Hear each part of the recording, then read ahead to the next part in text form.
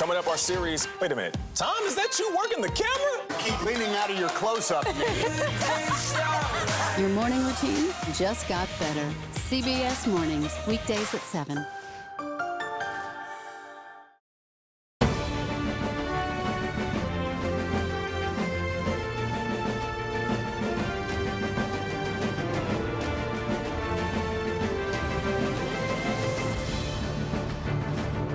President Trump and I are proud to be the most pro-worker Republican ticket in history. And I want to talk about why we're fighting for working people, why we're going to fight for unions and non-union alike. That person decided not to press charges, and so we're just going to, we stand by the Army statement that this matter is closed. What I'm going to be rolling out next week is basically a tax credit for startups, for small businesses who are starting out. Hi, I'm Scott McFarland, CBS News Washington, and welcome to America Decides. Both Vice President Kamala Harris and former President Donald Trump are campaigning in battleground states today. Trump is in Michigan and Wisconsin as scrutiny grows over his visit to Arlington National Cemetery Monday, where an incident between cemetery and Trump staffers occurred. Vice President Harris and her running mate Tim Walz are on day 2 of their bus tour in Georgia, which concludes with a campaign rally in Savannah. A new CBS News poll shows Harris and Trump neck and neck among likely voters in Georgia. And later tonight, voters will get to see Harris and Walz's first joint TV interview on CNN. Nancy Cordes joins us now from Savannah, where, a short while ago, Nancy, Vice President Harris addressed the criticism around changes in her policy stances during that CNN interview. Before we ask you questions, let's take a listen to some of it. My value around what we need to do to secure our border. That value has not changed. I spent 2 terms as the Attorney General of California prosecuting transnational criminal organizations, violations of American laws regarding the illegal passage of guns, drugs, and human beings across our border. My values have not changed. Nancy, what else have we learned about the interview or the reaction to those comments? Well, Scott, good evening to you. Sorry about the noise here. We're waiting for Kamala Harris to take the stage. In the meantime, it's something of a dance party here. But what we heard from that interview, and we've only gotten a few snippets, we're going to hear the rest of the interview. It lasted about a half an hour a little bit later tonight. She said that if she is elected, she will name at least one Republican to her cabinet. She said that she has always welcomed diversity of opinions and that as president she would be no different. She wants to have a range of voices at the table. And when it comes to her policy shifts, Scott, this was a really important avenue of inquiry because she did run in 2019, 2020 for president a bit to the left of where she is now, particularly on issues like fracking, Medicare for all. And so she was pressed today by CNN's Dana Bash about why her positions have changed, what voters should make of it. And she said her values haven't changed and that she was able to accomplish some of what she was aiming for in her original policy positions with President Biden over the past 4 years. All right, with the soundtrack playing behind you, let me come back at you again, Nancy. What is the strategy we've heard so far about the vice president's campaign efforts in Georgia? What's the Georgia strategy that we're gleaning from this trip? Well, this was a 2-day bus trip through southeastern Georgia, Scott, that involved a lot of retail politics, visiting shops, schools, restaurants, just pressing the flesh. The vice president and her new running mate, just, getting out of the bus and talking to folks. They are hoping that if they can run up the score here in southeastern Georgia, do a little bit better than Democrats typically do here, that they have a shot of winning the state just like President Biden did 4 years ago. It was not looking that good for the Democratic ticket just 1 month ago, Scott. President Biden was trailing in our battleground tracker by 4 or 5 points. But now Vice President Harris has pulled even with President Trump, and there are some new national polls out today showing big swings in support among young voters, among Hispanic voters nationwide from Trump to Harris. So some really significant changes since President Biden dropped out of this race about 40 days ago. What do we know about the debate rules debate? Where does that stand ahead of September 10th? Well, my understanding is that the campaigns are still in discussions with ABC.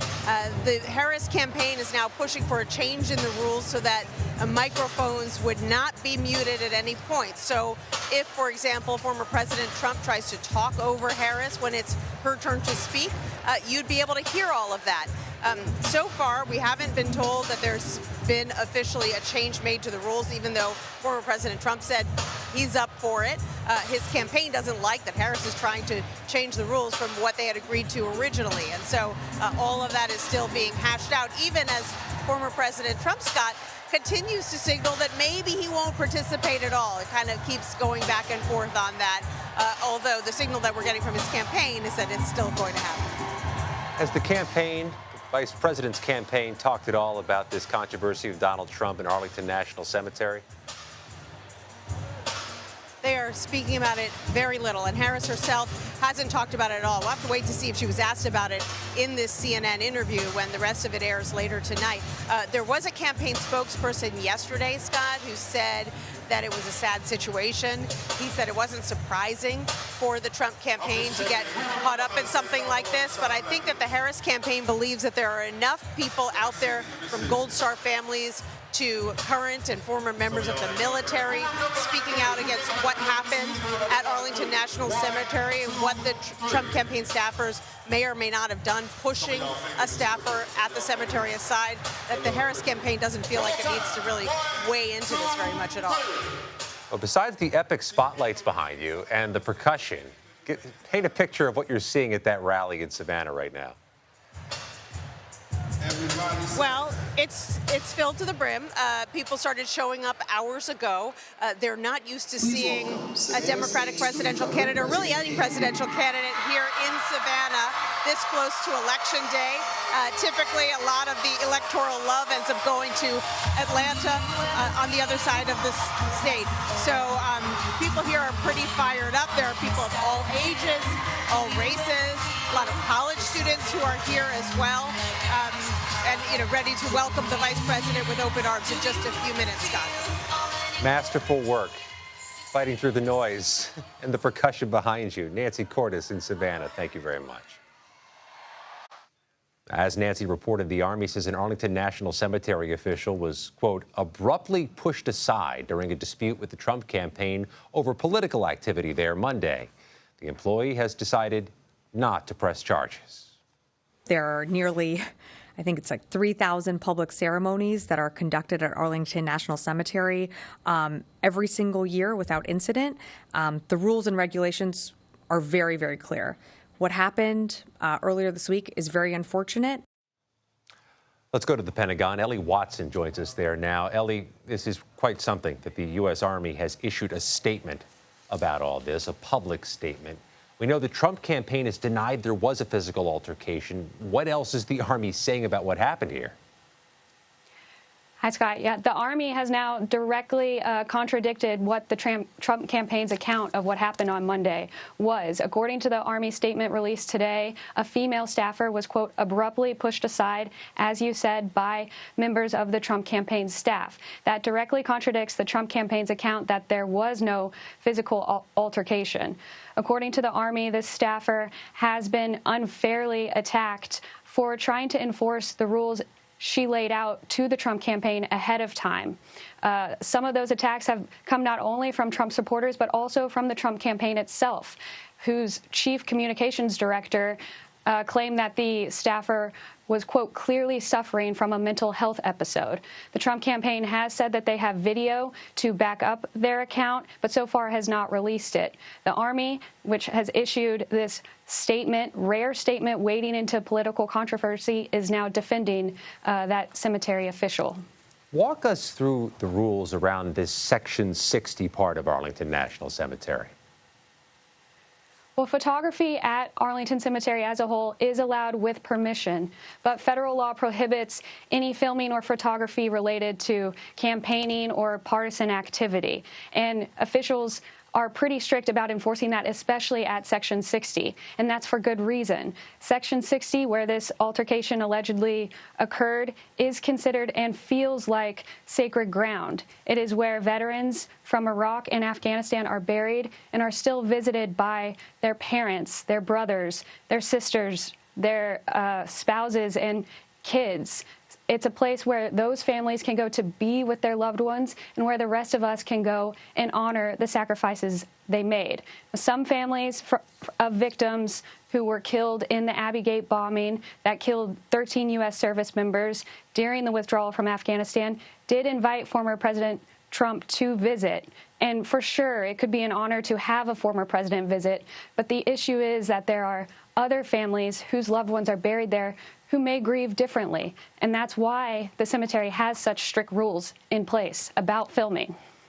And we know the incident was reported in some way to the military police there. Could there be any consequences for the Trump campaign officials?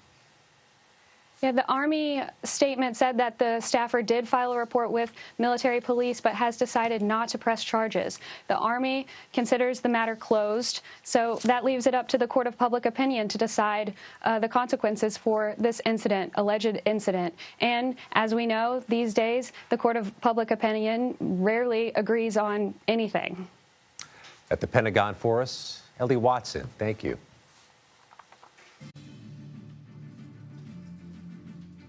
Israel's military is continuing its raid in the occupied West Bank. Coming up, how the move could impact ceasefire and hostage release negotiations in Gaza. You're streaming America Decides.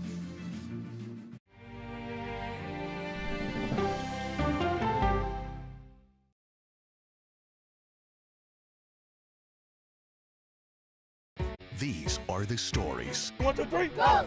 Of we, the people. We're trying to generate our own hope. It's a huge deal. I'm enabling them to feel valued. Eye on America. Weeknights on the CBS Evening News with Norah O'Donnell.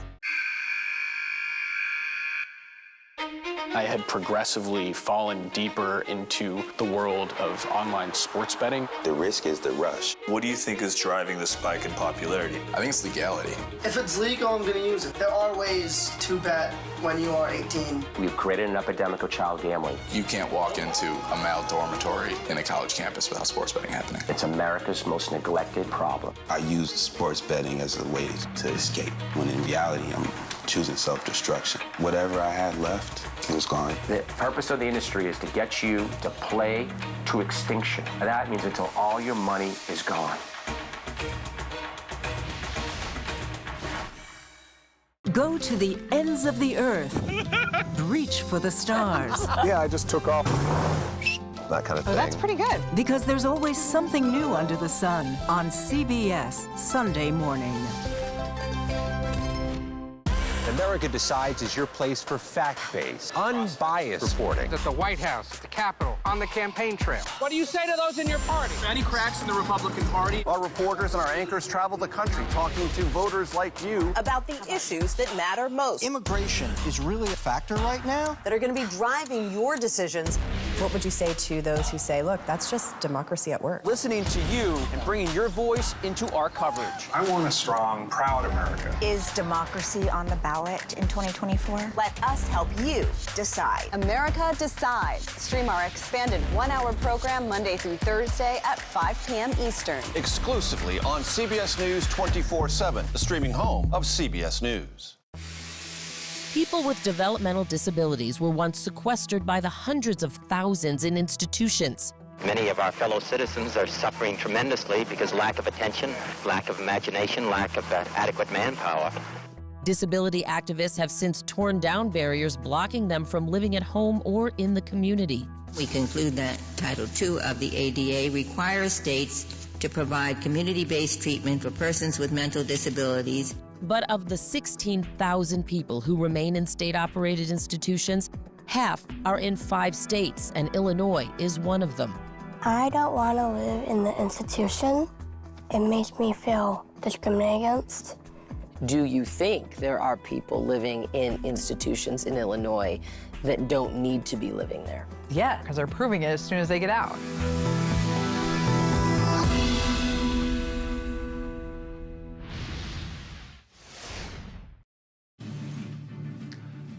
Take a look at Savannah, Georgia.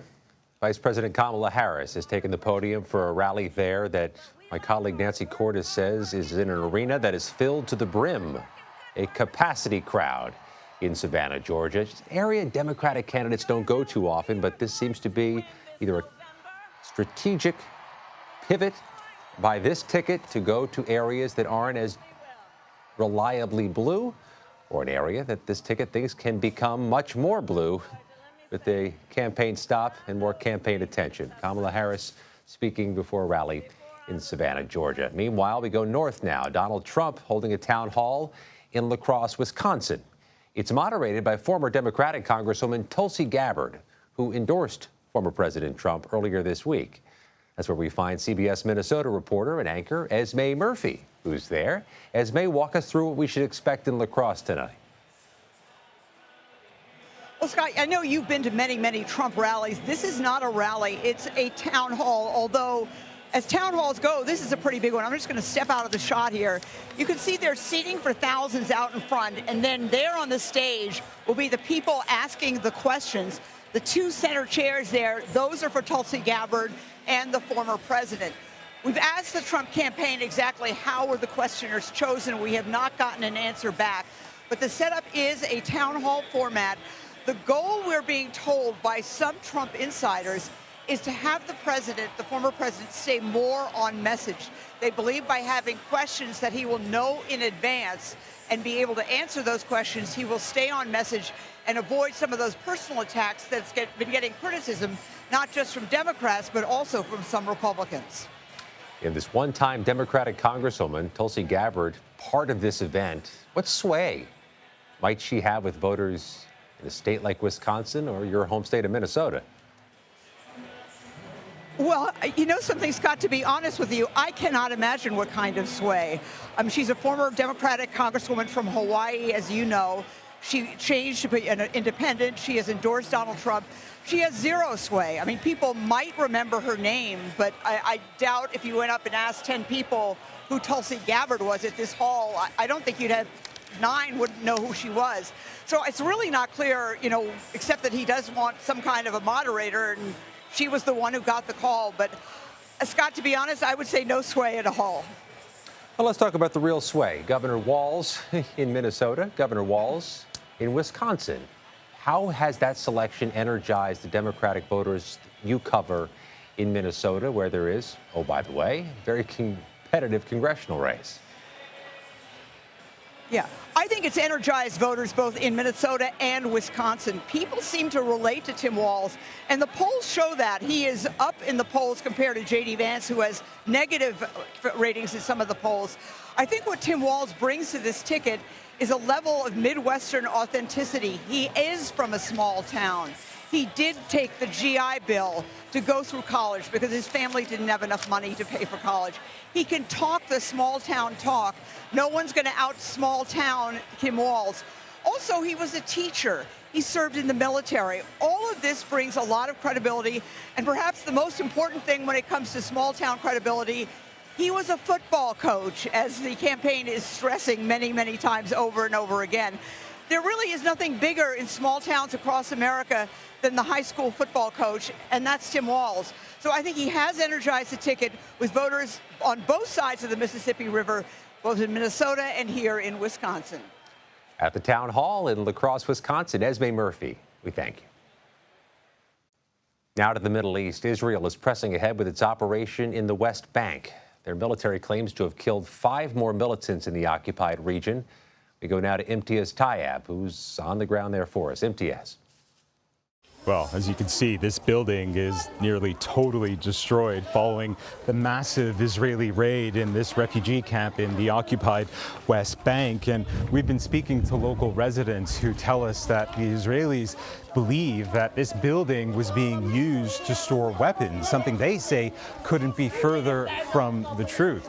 Whatever the case, the situation has calmed now. The Israeli forces have withdrawn from here, but that is very different from what we're seeing elsewhere across across the occupied West Bank, where in places like Jenin, in places like Tulkarm, Israeli forces in their hundreds are still there, sometimes in, frankly, pitched battles with armed groups in these areas. Now, Israel says that it is carrying out what it's calling a counter-terrorism operation, whereas locals here say that they are deliberately targeting Palestinian refugee camps as a way to essentially empty them out.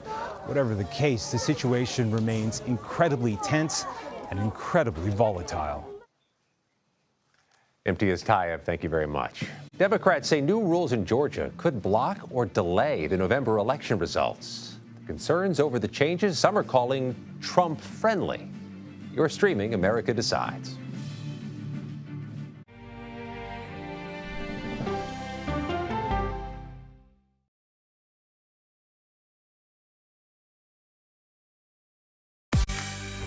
On our places, bright, shiny faces. When you wake up in the morning, we want to be your go-to team. Nate has one of the quickest minds I've ever seen. Tony has a way of making people feel comfortable. Gailey has this unbelievable knack to ask the question that you're asking at home. I've been told I could talk to a tree, and that's pretty much true. I don't go to work in the morning. I go for coffee with my two good friends, and we talk about the world. Your morning routine just got better. CBS Mornings, weekdays at 7. It didn't seem like anything could happen, because nothing ever happens in East Palestine, but it did. Authorities released toxic fumes from 5 derailed train cars. Residents, please evacuate. Acute bronchitis due to chemical fumes. Did you ever have these problems before the derailment? No, ma'am.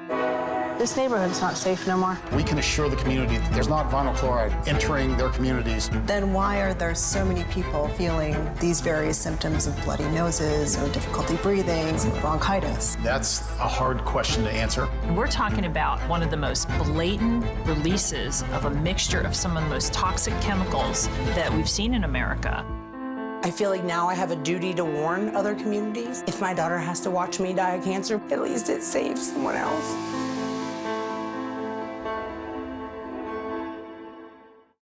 This case. It's like a screenplay, something straight out of Hollywood. But it's not fiction. It's 48 hours. Human remains found this week. 4 families shattered. There's no physical evidence. The mystery would haunt investigators for years. There's some questions that have to be asked and need to be answered. Like a John Grisham novel. A gripping true crime original. 48 hours. Now streaming on the free CBS News app. Stories that inform. Or you can be really old at 60, and you can be really young at 85. Inspire. How do we unlock the power within ourselves to be who we want to be? And brighten your day. The best part of fame is making people feel good. Always send the people home happy. Make every day a little more like Sunday morning. Here comes the sun. Stream now on the free CBS News app. Hello, everyone, and welcome to our Dragon capsule here in space. Sightseers in space, the thrill of a lifetime. Seeing the Earth from space, it was so exhilarating. But the risks that come with the territory. There have been 4 fatal accidents. That's a 1% fatal accident rate. Might make you look before you launch. If you had 1 out of 100 airplanes falling out of the sky, we'd have a public crisis. Space tourism, now streaming on the free CBS News app. Georgia Democrats are suing the state election board there over new rules they claim could be used by county officials to block the certification of an election. The state and national Democratic parties allege these rules could create post-election chaos and that the board is exceeding its legal authority by adopting them. But pro-Trump Republicans say the rules reinforce a county election board's existing duty to thoroughly examine election results. David Becker is with us here now, CBS News election law contributor and executive director of the Center for Election Innovation and Research. As best as we can, let's try to explain these rules. David, you take first crack at it. Sure. Well, first we have to understand what certification is. It's just the non-discretionary ministerial act of giving legal effect to an election. So the best analogy I can come up with is it's kind of like a professional golfer at the end of the round. he has to sign his golf cart and say, this is what my round is. That's what gives his round effect, but it's not an opportunity for him to say, actually, I got a birdie on hole 13. Can you give that birdie to me now? There's another path for that. In elections, if you have a reason to believe that there was a problem, there is a legal challenge process.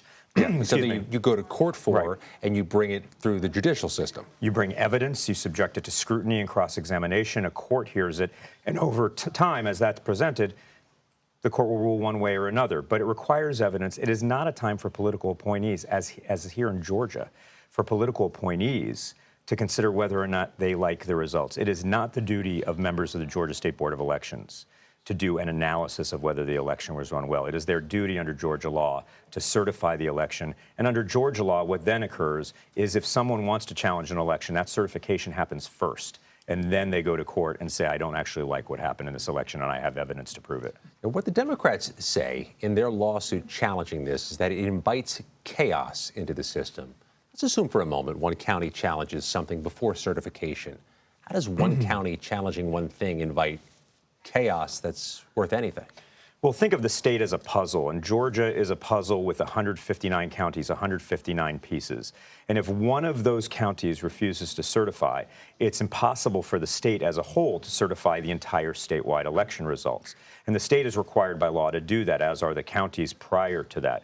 So if a county decided to hold up certification for whatever reason, and we've seen this in some other states, it could prevent the state from meeting its deadlines both under the state law and federal law, because for the presidency, they need to certify and what's called ascertain their electors before December 11th. That's when the ascertainment has to be reported to Washington, D.C., and then the electors have to meet on December 17th. So it could be ticking. Yeah, the clock's ticking, and that clock cannot be stopped. The Supreme Court has made that clear. So it might be the intent of the losing candidate to try to slow down or stop that in order to muck up the works and prevent it.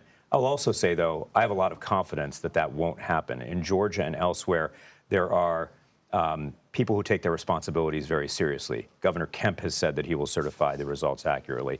Secretary Raffensperger has already shown that they both have already shown that they will follow the law and respect the will of Georgia's voters. So they have this lawsuit filed with the support of the vice president's campaign.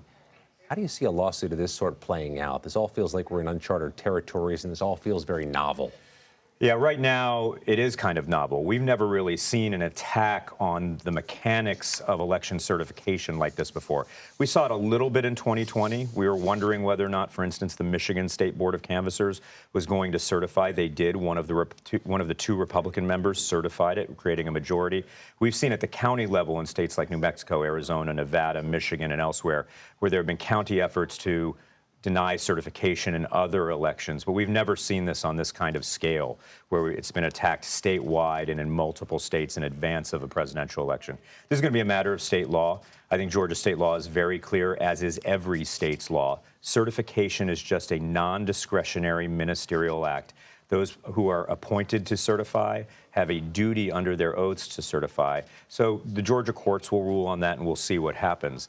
The interesting thing here is this Republican-dominated board of Trump allies. This is a fairly recent development in Georgia. This is prior to around May or June. The state board is actually getting along quite well with both Republicans and Democrats. There are some recent appointees that have changed that. And what they may be doing is opening up the door, ironically, to Democratic board members challenging a result if Trump happens to win in Georgia. And remember, there are Democratic members of the board in every county and on the state board. So they've opened up a potential Pandora's box here. We noted also that 3 of those board members who voted this rule change into place were shouted out by former President Trump at a rally in Atlanta. So let's put Georgia aside for a moment. Are there other states where certification is either at risk or somebody's trying to make a move on getting more into certification than there should be? I don't know of any other states where this is being done at the state level like it is in Georgia, but we are seeing this at the county level in a whole bunch of states. And I should say, when you've got political appointees who have a sworn legal duty to perform an important ministerial role in an election like certification, I have never heard in any state of those kinds of appointees even attending a political rally like that rally, let alone allowing themselves to be called out and supported by name. It really calls into question what's happening here, whether there's some something unusual going on in Georgia. Prior to this new alignment on the Georgia State Board of Elections, just as recently as May and April, this kind of effort was proposed and it was rejected. 4 of the members rejected it and 1 abstained. So there wasn't even a single member who supported it. It was only upon a change in personnel, these same personnel who were called out at this rally, that we saw this rule change come about that might potentially erode the guardrails around democracy. Certainly not the last we've heard of it. It's going to be a drumbeat we hear about between now and November 5th. CBS News election law expert David Becker, as always, thank you. Thank you, Scott. In the same week, Texas Attorney General Ken Paxton launched a series of raids tied to allegations of voter fraud. The state's governor is promoting a massive purge of the Texas voter roll. The state has removed roughly 1 million people from its voter rolls since 2021. Among those removed were more than 463,000 people who were on the state's suspense list. That list tracks those voters who don't update their information and don't vote for 2 election cycles. Although voter roll maintenance is common, critics are calling into question the timing of the latest purge. Weeks before an election, all this is doing is intimidating and dissuading Texans from voting. According to state figures, there are 17 million registered voters in Texas. More than 2 million of those are on the suspense list and at risk of losing their vote. QAnon phrases, calls to imprison political opponents, and sexist and misogynistic statements. Former President Donald Trump shares a barrage of social media posts. Our political panel weighs in next. You're streaming America Decides.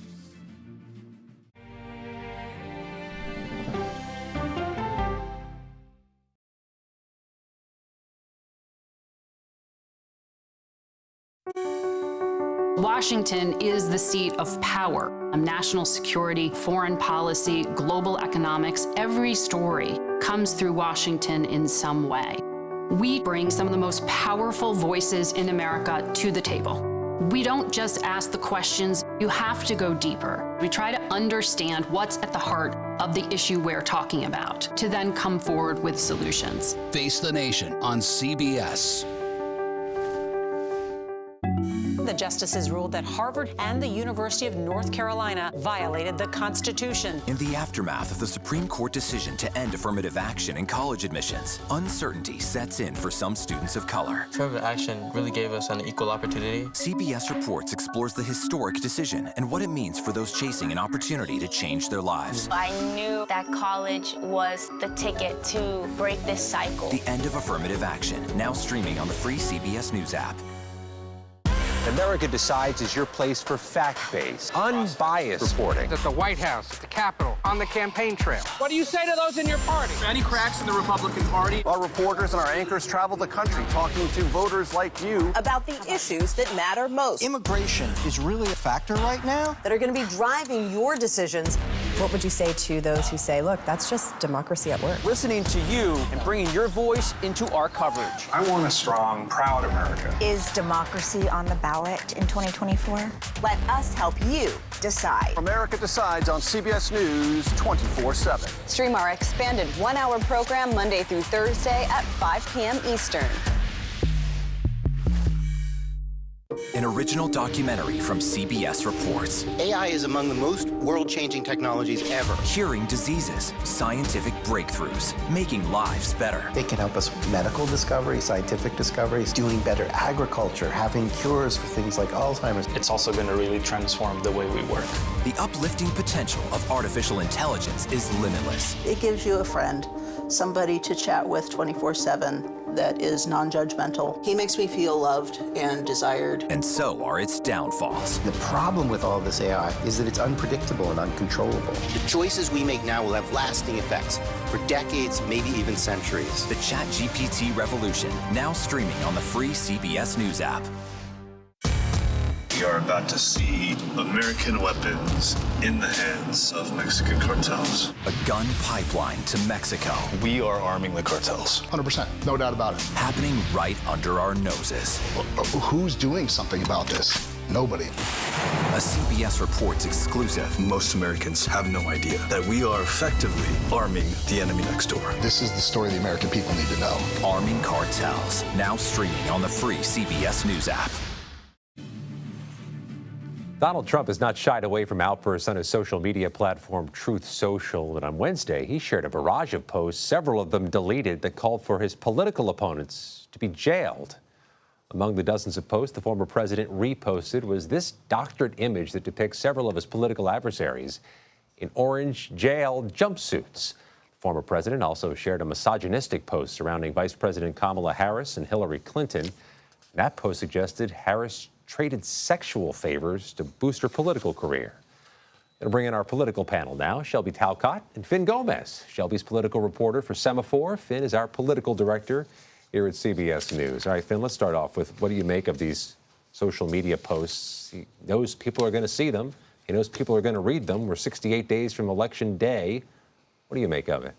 You know, I think that barrage that you saw, I mean, it was clearly the Trump of old, the Trump where we've heard a lot about this cycle of a disciplined Trump, of a Trump that is focusing on message. And I think since Vice President Harris moved to the top of the ticket now a little over a month ago, you've seen him go off message. You see him go off the rails here, and this is what happened over these posts over the last 24 hours. I think politically it's a misfire. It causes more attention to where the campaign does not want to go, and I think it could cost him. We have seen a divide amongst women voters, men voters in between the two camps. There's a pretty significant gulf between supporters of the Trump campaign and Harris campaign. More women are supporting Vice President Harris, and that can only grow with these kind of social media posts. It's off message. The campaign seemed undisciplined Monday, Shelby, with this incident at Arlington National Cemetery. Tell us what you have on that, or what you think about the latest developments on that. Yeah, so when I talked to Donald Trump's campaign, they clearly want to put this behind them. When I've talked to his advisors, they say this is about him going there, him honoring these people that were killed during the Afghanistan withdrawal. Where was Joe Biden? That's where the focus should be. And I know Finn has spoken to some of the family members and so has more on that. But that's how Donald Trump's team is kind of is focusing on this. And it is that they're not really, right? They're saying this isn't an issue. This didn't have to do with Donald Trump himself. We should stay focused on what's actually going on. Yeah, my Trump sources have been telling me the same thing, that that there's been a lack of focus on the whole point of being there. The disastrous pullout of Afghanistan, the 13 dead service members, the 100 dead Afghans that happened. But at the same time, the fact of the matter is there are, and they have said, of course, that they were invited by one of the members of the family to this hallowed site. But it's very clear there's a policy that says that this type of activity is not allowed on site. I did speak to a Gold Star family just a little while ago, and they have been very critical of Donald Trump's visit to Arlington National Cemetery. Their son's buried there. They think this kind of activity should not occur there. Any sort of political activity and any sort of tension really takes away and lessens the significance and the hollowed space that is the Arlington National Cemetery. And I think, just to your point, at the end of the day, what happened on Monday, the incident that happened, we don't know the full details. True. It's sort of a he said, she said situation, but something clearly happened. Yeah. And it just is more broadly representative of how Donald Trump keeps having these incidents, whether it's him reposting things on social media or his campaign team doing something at Arlington National Cemetery that are distracting. And it's a distraction from what his campaign advisors want him to focus on and want his campaign to focus on, which is the issues, immigration, the border, the economy. And all of these things are essentially distractions. What people are not talking about this week is immigration, inflation, the economy. Exactly. They're talking about all these other events that have occurred. It's the time of the election cycle where we also focus in closely on any poll, any substantive name brand poll that comes along. You know I love polls. So Fox News' poll is something that caught people's attention on Wednesday. It had quite a divide between the head-to-head battles between Vice President Harris and former President Trump in those Sun Belt states, North Carolina, Arizona, Nevada, and Georgia. And the Senate candidates on the Republican side trailing significantly. Big delta between Trump and the Republican Senate candidates. Shelby, let me start with you. What do you make of that?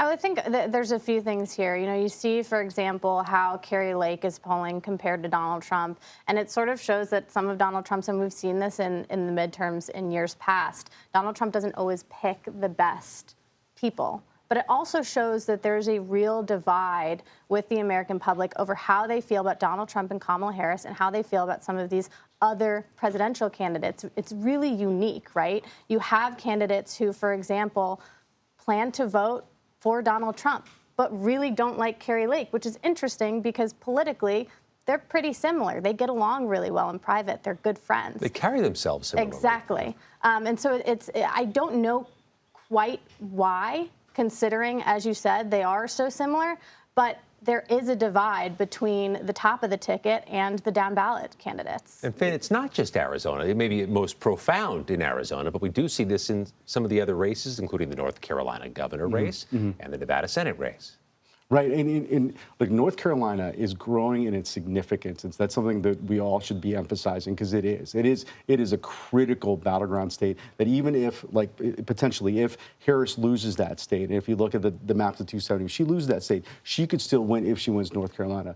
Both campaigns know this. It's so significant, and what's happening there with Mark Robinson, one of the most controversial candidates of this cycle, who's running for governor, the lieutenant governor there, is he's having a down ballot effect. He's pulling Donald Trump down, if you will. If you look at that data from that Fox poll that came out, and it is having an impact, and it could have an impact in that presidential race as well. Look, I do love Arizona. I think that is that race. I think it is a huge race. I'm really into it, and what Gallego is doing and what we're seeing, we're hearing, what his camp. He told me himself that one of his focus and his the way he's addressing immigration, I think is they believe, Democrats in his campaign believe that it is a successful recipe potentially for Democrats to win on that issue. To be the aggressor. To be the aggressor, but also having a more of a sort of a moderate, if you will, centrist perspective on the border, right? Not, you know, he comes from he is a progressive in a lot of ways on certain policies,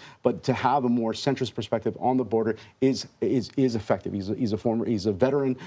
He's Latino, with the 30% of the population in that state is Hispanic. So I think there's multiple components there. But on immigration, probably the top two issues of this cycle, he could have a winning formula that could be more expansive, similar to what you covered yourself in the New York 3rd special election, right, where Swazi came out and won on that issue as well, found a way for Democrats to really come out of the forest there. Shelby, you have a piece of reporting about Virginia's Governor Glenn Youngkin making the argument Virginia could be one of those battleground states. When he won the governorship in 2021, I suppose it sure was. What did you find out? Yeah, I'm skeptical to say the least right now. But this is the period of the campaign cycle where you hear things like that. We have seen a few polls recently that shows Donald Trump trailing Kamala Harris just by 3 points in Virginia, which is notable, of course. And a lot of people in Virginia politics believe that is because of Glenn Youngkin. He has really high favorability ratings. He is well-liked. He has done a lot in the states. And they believe that with his help, and if he campaigns more aggressively for Donald Trump, then theoretically, Donald Trump could win Virginia. Again, I am skeptical, and this reminds me of, when I hear Democrats say that Florida is in play for them. I think at the end of the day, it's a lot of talk, and you have to follow the money, right? And Donald Trump has not spent money in Virginia, and just as Kamala Harris has not really spent any significant amount of money in Florida, besides to troll him in this Mar-a-Lago area earlier this week. I saw that, yeah. So until they both start investing in these sorts of states, it is sort of just talk. Virginia is purple. It's a purple state, but it's got a bluish tint. I mean, it's an uphill battle to turn that state red. I mean, and maybe Youngkin's seeing something that others are not, but it is sort of blue there, Scott. Or maybe he's saying that because he wants the opportunity to interview with Shelby Talcott and Finn Gomez. Thank you both. Thanks, Scott. It calls itself the country's most pro-life state. So why do so many pregnant mothers keep dying there? We speak to a reporter who's been covering Arkansas's preventable pregnancy deaths. You're streaming America Decides.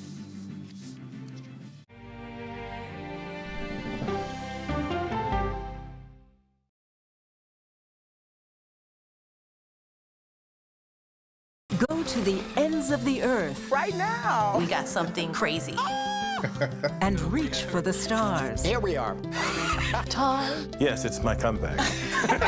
Hey, this is pretty fun. But wait, there's more. Experience thought-provoking. I'm open to the idea of being a human being. Innovative and truly original reporting. Look through a telescope and go, wow. Because there's always something new under the sun on CBS Sunday morning. At this moment, terrorists could be plotting another attack. 9/11 triggered a counter-terrorist system that included a secret database. This person needs a closer look. A growing list of nearly 2 million people, including some Americans who say they're innocent. For 1 hour flight, I have to spend 6 hours to go and come back. CBS Reports explores the system, the people responsible for it, and those pushing for change. I'm not fighting against them. I'm fighting for them to do the right thing. The Watch List, now streaming on the free CBS News app. Don't miss true crime anytime you want, anywhere you go. With the 48 Hours podcast. Real crimes, real lives, real justice. There's some questions that have to be asked and need to be answered. Listen to 48 Hours on Apple Podcasts. An original documentary from CBS Reports. Imagine yourself in Manhattan with no police, no army, no mayor. The people of Haiti stare down poverty, corruption, natural disasters, and violence. 90% of the guns that are used by gangs in Haiti are American guns. But with an unbreakable spirit and eternal optimism. There are days where I cry, but we can't be discouraged. We still believe in Haiti. They're still able to look ahead with hope. Haiti is on the brink of transformation, a radical shift. Haitians are coming together and saying things must change. Fighting for Haiti, now streaming on the free CBS News app. Hey there, welcome to The Uplift. I thought she was a groom, and I stepped back and I went, oh, you're the queen. She's gonna be with me every instant that I'm alive. I just wanted to see if you'd go to Disneyland with me today. I look over at him and he's smiling. I'm gonna remember that the rest of my life. They told us when he was gonna be born, he was only gonna live for 30 minutes. It's really a miracle that he's with us today. The Uplift, stream now on the free CBS News app. When you wake up in the morning, we want to be your go-to team. On our places, bright, shiny faces. I don't go to work in the morning. I go for coffee with my two good friends, and we talk about the world. Your morning routine just got better. CBS Mornings. A CBS News investigation. People looking for love, finding their life savings gone. This could happen to anybody. And sometimes losing their lives. Anything for love. Now streaming on the free CBS News app. An alarming number of women are dying from pregnancy-related complications in a state that bills itself as, quote, the most pro-life in the country. According to the Kaiser Family Foundation, 38.3% of female deaths in Arkansas are caused or aggravated by pregnancy or its management. That's more than 15 percentage points higher than the national rate. A state review committee report published late last year concluded roughly 92% of pregnancy-related deaths in Arkansas between 2018 and 2020 were preventable.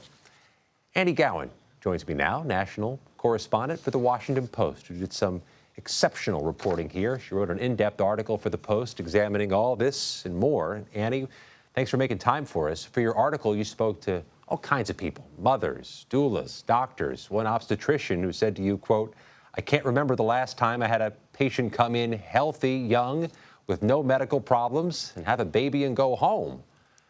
What was it like to hear that and learn about these challenges? Yeah, I mean, I've been at the Post for a long time, and this was actually one of the most complicated situations that I've ever looked into, just because there's so many moving parts.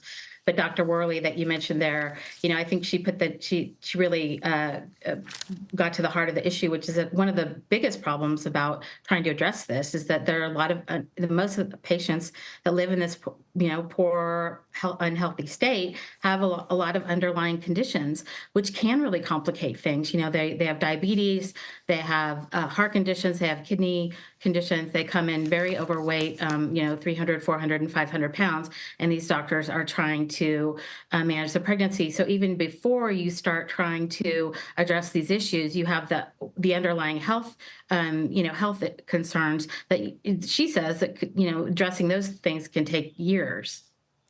Help draw a line between the overturning of Roe versus Wade and this issue. It seems intuitive that there's a connection, but help us, through your reporting, figure out how you got from point A to point B. Well, so, that's what we're doing. We're looking at these red states where they had abortion bans. And in many of those states, they happen to be some of the states that have the worst outcomes for moms and babies in terms of health care. In Arkansas, the governor, who's Sarah Huckabee Sanders, that we all know because she was a Trump spokesman, she's actually just formed a panel to try and address this. But these problems are persistent, and it's she even will admit that they're coming into this quite late. But in the last 2 years, they have done some things. They've given money to pregnancy crisis centers. Almost now that it's just almost $2 million this year. But many of those are faith-based, and a lot of people feel that that the money should be more evenly distributed amongst groups like, for example, the doula that I focused on, who was not a religious-themed organization. So the other problem is that doctors, the place where I was working was called Warren, Arkansas, and the doula there, they lost their birthing ward in the hospital because they couldn't afford to keep it open, and so a lot of it was due to staff. So doctors are afraid to come. It's hard to recruit to these states with abortion bans because the oversight is so strict, and they're afraid of making a mistake in these new conditions. So that's another challenge, is recruiting OBGYNs to these rural areas where it was hard in the first place, because it's always hard to get rural doctors into these rural areas. So that's also been a huge challenge for the state. In your reporting, you mentioned this remarkably high teen birth rate, double the national rate. Did you get a sense of what's driving that? Teen birth rates are coming down, but in Arkansas, they're not coming down anywhere near fast as the national rate. I mean, it's still double the national average. And in Arkansas, they use the kids have unprotected sex about 75% more than the national average. One of the things that there's a couple things that the advocates say that they're not doing, and one of them is sex education in the schools. They really don't have programs. It's not required. And if they do teach it, they must teach about abstinence only. So that's an issue. And the state also just recently, or in recent years, has made it more difficult for kids to get access to contraceptives through schools. So there's been a number of things that they have, put in place that that really exacerbates the problem. And the advocates say that that's really one thing that they really need to start working on, because of course the teen moms also can be at risk for issues like ectopic pregnancies and preeclampsia, which are severe complications when you're pregnant. Annie Gowan, some very strong reporting for the Washington Post. Thanks for making time for us. Thank you. The Democrats' road to winning back the U.S. House may not run through the much talked about battleground states that are so defining the presidential race. Why the race for Congress involves New York and California, and why they may be the ones to watch. You're streaming America Decides.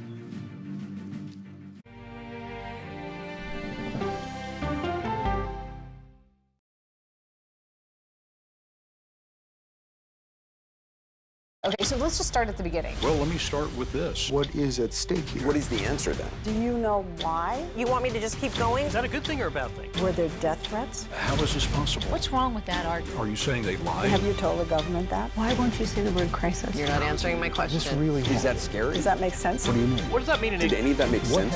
What's your response? What happened? Why? It's time for the CBS News Original 60 Minutes, Sunday on CBS and streaming on Paramount+.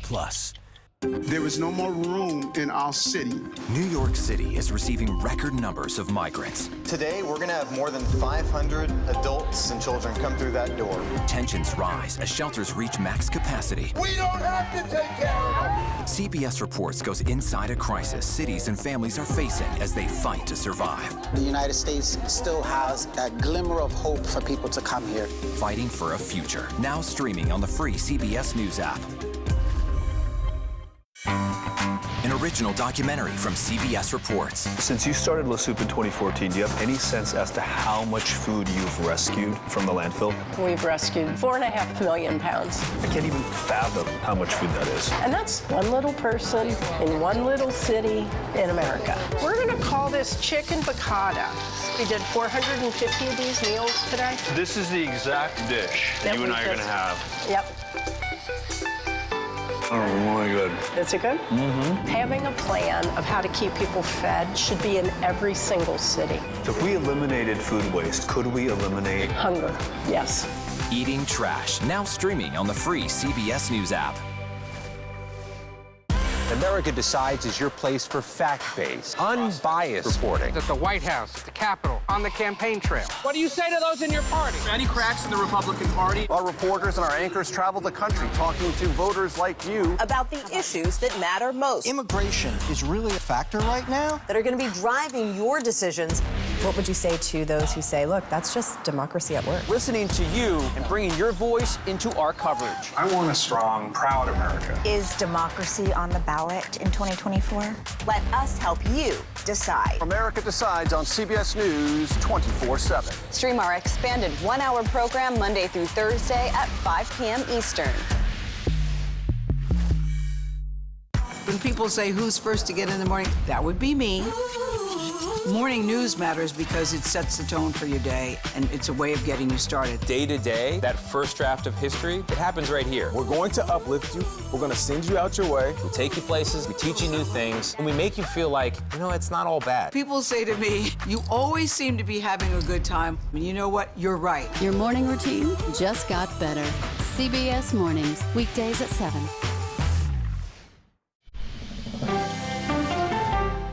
I know when I wake up on Sunday mornings and I step into this studio, I'm always looking at where the story goes next.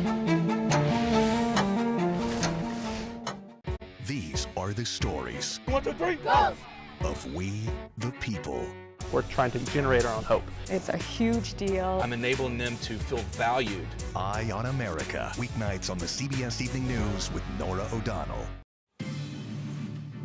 Welcome back to America Decides. The Democratic Party's path to taking the House could run through states beyond what we consider battlegrounds in the presidential election.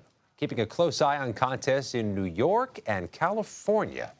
Democrats lost several seats in the Empire State in 2022, which is part of why they lost the lower chamber. Republicans are aiming to hold on to their slim 4-seat majority, and those states have, if nothing else, an awful lot of seats. Hunter Woodall is seated next to me here. You've been doing your reporting on New York and California House races. I mean, they don't just have a lot of seats, they have a lot of competitive seats, and that's the bottom line. Which ones are you watching most closely? Well, as you mentioned, I mean, New York, there's at least 4, seats that really could be important in this election. And there's one in particular that shows where we're at. That's a seat of Republican Representative Mike Lawler. He's a freshman Republican. He's somebody that's gotten a positive shout out from President Joe Biden, early in his term, but also gets on Twitter and praises, the late Senator John McCain. That's not something we see much from Republicans these days, and kind of speaks to the center-right tilt that he's trying to make in this race. Doesn't seem like there were any surprises. If we begin in New York and look at California as well, doesn't feel like there were any surprises in the primaries where either party ended up nominating somebody less electable, which was a dynamic that hurt Republicans in 2022. Absolutely, and that's a noticeable thing here. I mean, Donald Trump doesn't like Republicans who voted to impeach him after January 6th. But you do have a Republican Representative, David Valadao, in California running for re-election. He's one of the last 2 House Republicans who voted to impeach Trump after January 6th. Republicans' House majority may depend on Valadao winning that seat, which is something that's an interesting dynamic for Trump Republicans. You have all those very distant suburbs of the big cities like Los Angeles that are in play. So what are the issues that are there? Are they any different than the very blue or the very red seats? Well, that's the thing. At the end of the day, these are still the issues we're going to see constantly in battleground districts this election season. It's going to be the economy. It's going to be about abortion rights. But it's also going to be about immigration. And these are topics, Republicans have a lot of messaging tactics that worked in 2022. They can use this again, even though it's, Vice President Harris at the top of the ticket rather than President Biden. That could be a vulnerability for Democrats, but you also have Republicans who have that struggle of, hey, we had the House majority for the last few years. We had a lot of struggle getting things done. So you have this enormous change at the top of the ticket, which both sides are talking about. you have a sense of how this impacts those areas that were competitive to begin with, where they're unpredictable to begin with? Any idea from your reporting what happens next there? Well, 2022, was a year where Republicans thought they were going to have a red wave, and obviously they didn't have that as much, but they did retake control of the House. The problem is now it's a presidential race. They don't have the ballot to themselves. They are going to have this large presidential race at the top of the ticket in blue states like New York and California. That's going to matter a lot, and I think you're going to see a struggle from Republicans. Do they continue to embrace Donald Trump, or do they try and track to this dwindling center right of the political sphere that doesn't appear to be having much traction these days? Yeah, there's just so many competitive seats in those two states, it's hard to overlook them. And when we get more time down the road, we could talk about the home areas of the vice presidential nominees. There's a competitive race in Minnesota and in Ohio. Hunter Woodall, thank you very much. And that does it for today. We're back with another edition of America Decides Monday at 5 p.m. Eastern. The Daily Report with John Dickerson starts right now.